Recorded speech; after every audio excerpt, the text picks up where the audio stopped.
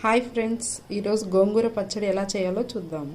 ముందుగా కావాల్సిన పదార్థాలు: గోంగూర, 10 నుంచి 15 ఎండుమిర్చి, చిన్న ఆనియన్, 1 వెల్లుల్లి, వేయించి ఉంచిన గ్రౌండ్నట్స్, అలాగే 1 స్పూన్ నువ్వులు. ముందుగా 2 టేబుల్ స్పూన్ నూనె పోసుకొని ఎండుమిర్చి దోరగా వేయించాలి. అదే నూనెలో గోంగూర వేసి మగ్గనివ్వాలి దగ్గరగా వచ్చేంత వరకు. చూసారు కదండి, ఇలా దగ్గరగా వచ్చిన తర్వాత స్టవ్ ఆపేయాలి. చల్లారిన తర్వాత ముందుగా వేయించిన పదార్థాలు పల్లీలు, నువ్వులు, ఎండుమిర్చి,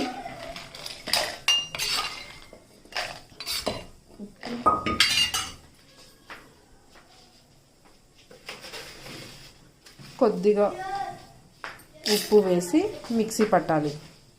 అలా మిక్సీ కొట్టిన తర్వాత ఇలా పొడిగా అవుతుంది. అదే పొడిలో ముందుగా చల్లార్చిన గోంగూరను వేయాలి.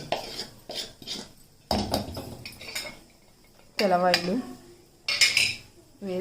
వేసి మిక్సీ పట్టాలి.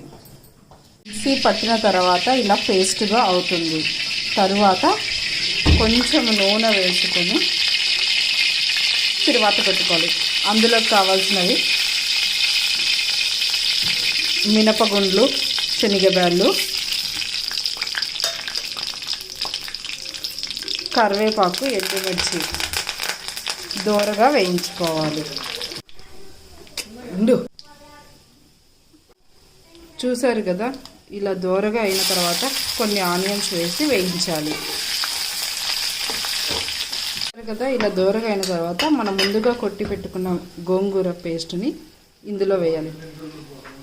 అంతే, సింపుల్గా గోంగూర పచ్చడి రెడీ.